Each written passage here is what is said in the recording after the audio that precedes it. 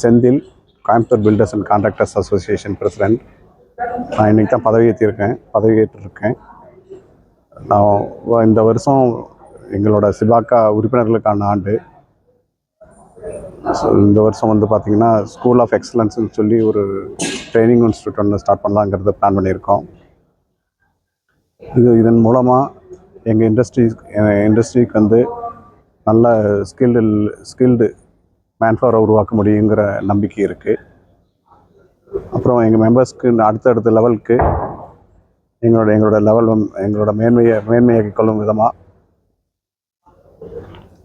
Coaching classes conduct பண்ணலான்னு இருக்கோம். அதுக்கடுத்து எங்கள் மெம்பர்ஸோட கம்பெனியில் ஒர்க் பண்ணுற இன்ஜினியர்ஸ்க்கு சாஃப்ட் ஸ்கில் ப்ரோக்ராம்ஸ் வந்து பண்ணலான்னு சொல்லி ஒரு நிறுவனத்தோட ஒப்பந்தம் போட்டிருக்கோம். அது கூடிய விரைவில் கிளாஸஸ் ஸ்டார்ட் பண்ண போகிறோம். அப்புறம் இந்த எங்களோட வாரிசுகளான நெக்ஸ்ட் ஜென்ரேஷனை அசோசியேட் மெம்பராக வந்து ஜாயின் பண்ணி எங்களோட எல்லா ஆக்டிவிட்டீஸ்லேயும் வந்து கலந்துக்க வைக்க போகிறோம்.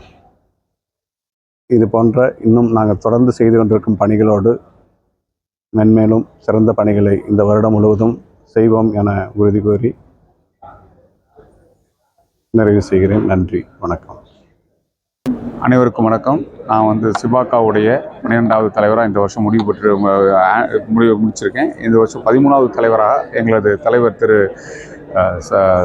ரம்யா செந்தில் அவர்களும் அவருடைய குழுவினரும் இன்று பதவியேற்றிருக்காங்க.